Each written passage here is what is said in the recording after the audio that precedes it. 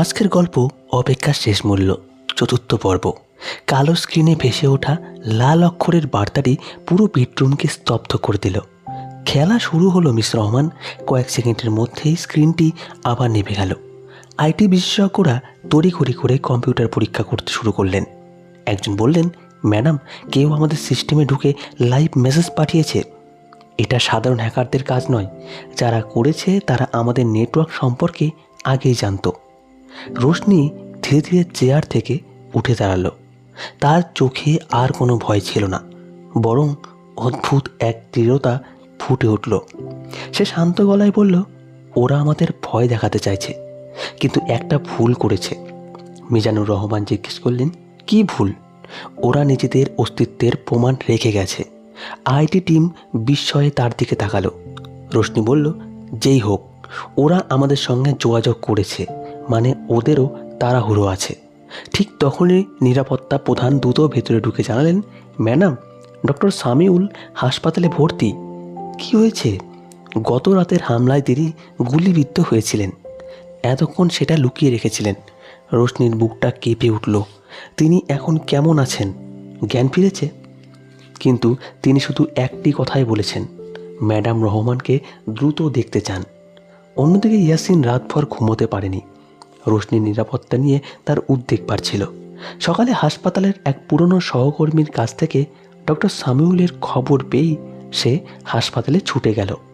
কেবিনের সামনে পৌঁছাতেই একজন নিরাপত্তা কর্মী তাকে থামিয়ে দিল। আপনি কি ডক্টর ইয়াসিন? জি। ভেতরে যান, উনি আপনার অপেক্ষায় আছেন। ইয়াসিন দরজা খুলে ভেতরে ঢুকতেই ডক্টর সামিউল মৃদু হাসলেন। শেষ পর্যন্ত এলে? ইয়াসিন বিছানার পাশে বসে পড়ল। স্যার, এসব কি হচ্ছে? কারা আমাদের পেছনে লেগেছে? ডক্টর সামিউল ধীরে বললেন, যাদের বিরুদ্ধে আমরা সাক্ষ্য দিয়েছিলাম তারা কেউ জেলে যায়নি, বরং আরও শক্তিশালী হয়েছে। তাহলে রোশনি কেন বিপদে? কারণ আরোরা ফাইল এখন ওর কাছে পৌঁছানোর সম্ভাবনা আছে। ইয়াসিন মাথা নিচু করে বলল, আমি ওকে সব বলতে চেয়েছিলাম, অনেক দেরি করে ফেলেছি ইয়াসিন। কথাটি শুনে ইয়াসিন আর কোনো উত্তর দিতে পারল না। রহমান প্রাসাদ থেকে রোশনি হাসপাতালের উদ্দেশ্যে বেরিয়ে পড়ল। সঙ্গে ছিল বিশেষ নিরাপত্তা দল। হাসপাতালে পৌঁছে সে ডক্টর সামিউলের কেবিনে ঢুকতেই বৃদ্ধ চিকিৎসক তাকে দেখে স্বস্তির নিঃশ্বাস ফেললেন। আপনি এসেছেন, ভালো হয়েছে। রোশনি চেয়ারে বসে বলল, আপনি আমাকে যা জানেন সব বলুন। ডক্টর সামিউল কিছুক্ষণ চোখ বন্ধ করে রইলেন, তারপর ধীরে বললেন, আরোরা কোনো কোম্পানির নাম নয়, এটি একটি গোপন আন্তর্জাতিক নেটওয়ার্ক। তারা যুদ্ধবিধ্বস্ত অঞ্চলে ওষুধ, চিকিৎসা সরঞ্জাম আর নির্মাণ সামগ্রীর নামে অবৈধ অস্ত্র পাচার করত। রোশনি বিস্ময়ে তাকিয়ে রইল। ইয়াসিন কি এই নেটওয়ার্কের সদস্য ছিল? না। তাহলে ওই প্রথম সন্দেহ করেছিল। ডক্টর সামিউল বললেন, একদিন হাসপাতালের একটি চালান পরীক্ষা করতে গিয়ে ইয়াসিন বুঝতে পারে কাগজের লেখা ওষুধের পরিমাণ আর বাস্তবে আসা মালপত্র মিলছে না। তারপর ধীরে ধীরে তদন্ত শুরু করে। আর মেহরিন হিসাব বিভাগের স্বেচ্ছাসেবক ছিল। ওই প্রথম নথিগুলোর কপি সংগ্রহ করে। রোশনি নিঃশব্দে সব শুনছিল। তার মনে হচ্ছিল এতদিন সে যাকে বিশ্বাসঘাতক ভেবেছে সেই মানুষটি হয়তো জীবন বাজি রেখে অপরাধীদের বিরুদ্ধে লড়াই করেছে। হাসপাতাল থেকে বেরিয়ে আসার সময় করিডোরে হঠাৎ ইয়াসিনের সঙ্গে মুখোমুখি হয়ে গেল রোশনি। দুজনেই কয়েক সেকেন্ড নিশ্চুপ। এতদিন পর এভাবে সামনে দাঁড়িয়েও যেন কেউ কোনো কথা খুঁজে পাচ্ছিল না। শেষ পর্যন্ত ইয়াসিনই বলল, তুমি ভালো আছো? রোশনি শান্তভাবে উত্তর দিল, এখনও আছি। আমার অনেক কথা বলার আছে, আমারও অনেক প্রশ্ন আছে। ইয়াসিন ধীরে বলল, একটা সুযোগ দেবে? রোশনি কয়েক মুহূর্ত তার চোখের দিকে তাকিয়ে রইল। সুযোগ দেওয়া আর বিশ্বাস করা এক জিনিস নয় ইয়াসিন। কথাটা বলেই সে চলে গেল। ইয়াসিন দাঁড়িয়ে রইল। সে বুঝল রোশনি আগের চেয়ে অনেক বেশি শক্ত হয়েছে। সেদিন বিকেলে রহমান গ্রুপের গোয়েন্দা দল একটি গুরুত্বপূর্ণ তথ্য নিয়ে ফিরল। মেজারুর রহমান উত্তেজিত কণ্ঠে বললেন, ম্যাডাম, কালো এসইউভির মালিককে খুঁজে পাওয়া গেছে। কে? নাম ভুয়া, কিন্তু গাড়িটির গত 6 মাসে অন্তত 4 বার ইয়াসিন বিল্ডার্সের পুরনো গুদামে প্রবেশ করেছে। রোশনি অবাক হয়ে বলল, গুদাম? হ্যাঁ, আজ রাতে সেখানে যাব। মিজানুর রহমান আপত্তি করলেন, এটা খুব ঝুঁকিপূর্ণ। ঝুঁকি না নিলে সত্য পাওয়া যাবে না। রাত 11:30। শহরের উপকণ্ঠে বহুদিনের পরিত্যক্ত ইয়াসিন বিল্ডার্সের পুরানো গুদাম। চারিদিকে আগাছা, ভাঙা দেওয়াল আর মরিচা ধরা লোহার গেট। রোশনি, মিজানুর রহমান এবং নিরাপত্তা দলের কয়েকজন সদস্য নীরবে ভেতরে প্রবেশ করলেন। টর্চের আলোয় ধুলো জমে থাকা কাঠের বাক্সগুলো দেখা যাচ্ছিল। হঠাৎ একজন নিরাপত্তারক্ষী নিচু স্বরে বলল, ম্যাডাম, এখানে আসুন। রোশনি এগিয়ে গিয়ে দেখল মেঝের এক অংশ ফাঁপা। লোহার ঢাকনা সরাতেই নিচের দিকে নামার সিঁড়ি দেখা গেল। সবার চোখে বিস্ময়। তারা ধীরে ধীরে নিচে নামতে শুরু করলো। নিচে পৌঁছে যা দেখল তা দেখে সবাই হতবাক। পুরো ভূগর্ভস্থ কক্ষ জুড়ে সারি সারি কাঠের বাক্স। প্রতিটি বাক্সে বিদেশি ভাষায় লেখা চিকিৎসার সরঞ্জামের নাম। কিন্তু একটি বাক্স খুলতেই ভেতর থেকে বেরিয়ে এলো আধুনিক স্বয়ংক্রিয় অস্ত্রের যন্ত্রাংশ। রোশনি নিঃশ্বাস বন্ধ করে দাঁড়িয়ে রইল।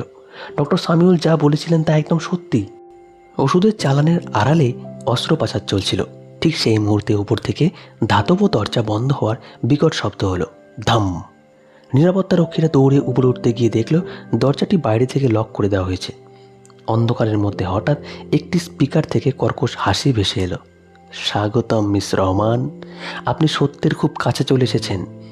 আর তাই আজ কেউ আর এই গুদাম থেকে জীবিত বের হবে না।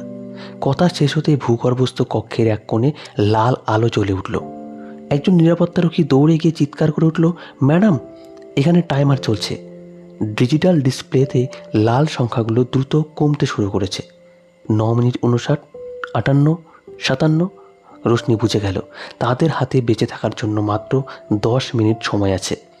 ডিজিটাল টাইমারের লাল সংখ্যাগুলো একের পর এক কমে আসছিল। 56, 55, 54। ভূগর্ভস্থ কক্ষের ভারী নীরবতায় প্রতিটি সেকেন্ড যেন মৃত্যুর দিকে আরেকটি ধাপ এগিয়ে যাওয়ার শব্দ হয়ে উঠেছিল। নিরাপত্তা দলের সদস্যরা দ্রুত চারিদিকে ছড়িয়ে পড়ল। কেউ লোহার দরজা ভাঙার চেষ্টা করছে, কেউ দেওয়ালের গঠন পরীক্ষা করছে, আবার কেউ বিস্ফোরকের উৎস খুঁজছে। রোশনি নিজের ভয়কে সম্পূর্ণ নিয়ন্ত্রণে রেখে বলল, কেউ আতঙ্কিত হবেন না। যারা এটা করেছে তারা চায় আমরা ভুল সিদ্ধান্ত নিই। শান্ত থাকুন, প্রতিটি কোণা খুঁজে দেখুন। মিজানুর রহমান একটি কাঠের বাক্সের আড়ালে গিয়ে দেখতে পেলেন অসংখ্য তার একদিকে চলে গেছে। তিনি নিচু হয়ে টর্চের আলো ফেলতেই বোঝা গেল বিস্ফোরকটি পুরো কক্ষ জুড়ে নয়, বরং প্রবেশ পথের কাছাকাছি স্থাপন করা হয়েছে। তিনি দ্রুত রোশনিকে ডাকলেন। রোশনি এগিয়ে এসে মনোযোগ দিয়ে সব কিছু দেখল। কয়েক মুহূর্ত ভেবে সে বলল, এটা আমাদের ভয় দেখানোর জন্য হতে পারে, কিন্তু ঝুঁকি নেওয়া যাবে না। এদিকে ঠিক সেই সময় রহমান গ্রুপের নিরাপত্তা নিয়ন্ত্রণ কক্ষে থাকা একজন সদস্য লক্ষ্য করলেন রোশনির অবস্থান দেখানো ট্র্যাকার হঠাৎ স্থির হয়ে গেছে। তিনি সঙ্গে সঙ্গে মিজানুর রহমানের সহকারীকে ফোন করলেন, কিন্তু কোনো সাড়া পেলেন না। খবরটি কয়েক মিনিটের মধ্যেই হাজী আব্দুর রহমানের কাছে পৌঁছে গেল। তিনি আর দেরি না করে বিশেষ নিরাপত্তা দলকে গুদামের অবস্থান পাঠিয়ে দিলেন। অন্যদিকে ইয়াসিনও হাসপাতাল থেকে বেরিয়ে নিজের গাড়িতে উঠছিল। এমন সময় তার ফোনে একটি এনক্রিপ্টেড বার্তা এলো। বার্তায় শুধু একটি লোকেশন আর একটি লাইন লেখা, যদি রোশনিকে বাঁচাতে চাও এখনই এসো। কোনো প্রেরকের নাম নেই। ইয়াসিন একটি মুহূর্তও নষ্ট করল না। গাড়ির গতি বাড়িয়ে সে শহরের উপকণ্ঠের দিকে ছুটে চলল। গুদামের ভূগর্ভস্থ কক্ষে তখন সময় নেমে এসেছে 7 মিনিটে। একজন নিরাপত্তারক্ষী হঠাৎ দেওয়ালের এক পাশে বাতাস ঢোকার ক্ষীণ শব্দ শুনতে পেল। ধুলো সরাতেই একটি পুরনো সার্ভিস টানেলের মুখ দেখা গেল, কিন্তু মুখটি ভারী লোহার গ্রিল দিয়ে বন্ধ। সবাই মিলে গ্রিল টানতে শুরু করলো। মরিচা ধরা লোহা ধীরে ধীরে নড়লেও পুরোপুরি খুলছিল না। ঠিক তখনই স্পিকারে আবার সেই অচেনা কণ্ঠ ভেসে এলো, বুদ্ধিমানের কাজ করছেন, কিন্তু দুঃখের বিষয় আপনারা সময় মতো বের হতে পারবেন না। রোশনি উপরের দিকে তাকিয়ে দৃঢ় গলায় বলল, লুকিয়ে থেকে হুমকি দেওয়া খুব সহজ, সাহস থাকলে সামনে এসো। কয়েক সেকেন্ড নীরবতার পর শুধু ঠান্ডা হাসির শব্দ শোনা গেল। এদিকে ইয়াসিন গুদামের সামনে পৌঁছে দেখল চারিদিকে অস্বাভাবিক নীরবতা। গেট খোলা, কিন্তু ভেতরে কোনো মানুষ নেই। কিছু দূর এগিয়ে যেতেই সে মাটিতে পড়ে থাকা রোশনি স্কার্ফের একটি অংশ দেখতে পেল। সে বুঝে গেল রোশনি এখানে আছে। ঠিক তখনই রহমান গ্রুপের নিরাপত্তা দলও সেখানে পৌঁছে গেল। পরিস্থিতি বুঝে ইয়াসিন তাদের বলল, ভূগর্ভে কোনো প্রবেশপথ থাকলে দ্রুত খুঁজুন। কয়েক মিনিটের অনুসন্ধানের পর তারা গুদামের অন্য প্রান্তে একটি জরুরি রক্ষণাবেক্ষণ পথ খুঁজে পেল। পথটি সরাসরি ভূগর্ভস্থ কক্ষের পেছনে গিয়ে মিশেছে। নিচে তখন টাইমারে 3 মিনিট বাকি। গ্রিলটি অবশেষে ভেঙে পড়ল। রোশনি সবাইকে একে একে টানেলের ভেতর ঢুকতে বলল, কিন্তু ঠিক তখনই একটি নিরাপত্তারক্ষী চিৎকার করে উঠল, ম্যাডাম, একজন মানুষ এখানে অচেতন অবস্থায় পড়ে আছেন। টর্চের আলো ফেলতেই দেখা গেল তিনি সেই গুদামের বৃদ্ধ তত্ত্বাবধায়ক। সম্ভবত তাকে বেঁধে এখানে ফেলে রাখা হয়েছিল। রোশনি এক মুহূর্ত দ্বিধা করল না, ওনাকেও নিয়ে যেতে হবে। মিজানুর রহমান বললেন, সময় নেই। রোশনি দৃঢ় কণ্ঠে উত্তর দিল, আমরা কাউকে ফেলে যাব না। সবাই মিলে বৃদ্ধকে কাঁধে তুলে টানেলের দিকে এগিয়ে গেল। ঠিক সেই মুহূর্তে অপর পাশে জরুরি পথ ভেঙে ইয়াসিন ও উদ্ধারকারী দল ভেতরে ঢুকে পড়ল। দীর্ঘ কয়েকদিন পর চোখে চোখ পড়ল রোশনি আর ইয়াসিনের। কোনো কথা নয়, কেবল কয়েক সেকেন্ডের নীরবতা। তারপর ইয়াসিন বলল, বের হতে হবে এখনই। সবাই দ্রুত টানেল দিয়ে বেরিয়ে এলো। তারা শেষ মানুষটিকে বাইরে আনার কয়েক সেকেন্ড পরেই প্রচণ্ড বিস্ফোরণে পুরো গুদাম কেঁপে উঠল। ধুলো, ধোঁয়া আর আগুনে চারিদিক ঢেকে গেল। দূরে দাঁড়িয়ে রোশনি বিস্ফোরকের দিকে তাকিয়ে রইল। যদি তারা কয়েক সেকেন্ড দেরি করত, আজ কেউ বেঁচে ফিরত না। দমকল, পুলিশ ও জরুরি সেবা দ্রুত ঘটনাস্থলে পৌঁছে এলো। আগুন নিয়ন্ত্রণে আনার কাজ শুরু হলো। হাজী আব্দুর রহমানও কিছুক্ষণ পরে সেখানে এসে নাতনিকে জড়িয়ে ধরলেন। তুমি ঠিক আছো? এটাই আমার জন্য সবচেয়ে বড় কথা। রোশনি মাথা নাড়ল, কিন্তু তার দৃষ্টি ছিল অন্যদিকে। ইয়াসিন দূরে দাঁড়িয়ে আহত এক নিরাপত্তারক্ষীর হাতে ব্যান্ডেজ করে দিচ্ছিল। একসময় সে ধীরে রোশনির কাছে এসে বলল, আজ যদি দেরি হয়ে যেত। রোশনি তাকে থামিয়ে দিল। আজ আমাদের ব্যক্তিগত হিসাবের কথা নয়, আগে জানতে হবে কারা এসব করেছে। ইয়াসিন মাথা নাড়ল, আমি তোমার পাশে আছি, তুমি বিশ্বাস করো বা না করো। রোশনি কোনো উত্তর দিল না, তবে প্রথমবারের মতো সে ইয়াসিনের চোখে কোনো অজুহাত নয়, নিখাত অনুশোচনা দেখতে পেল। ঠিক তখনই একজন ফরেন্সিক কর্মকর্তা দ্রুত এগিয়ে এসে একটি আধপোড়া ধাতব বাক্স রোশনির হাতে দিলেন। ম্যাডাম, বিস্ফোরণের ধ্বংসস্তূপ থেকে শুধু এইটুকুই অক্ষত অবস্থায় পাওয়া গেছে।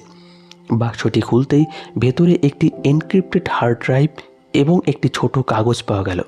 কাগজে লেখা মাত্র একটি বাক্য, আরোরা নেটওয়ার্কের প্রধানকে খুঁজতে চাইলে নিজের সবচেয়ে কাছের মানুষটিকে সন্দেহ করুন।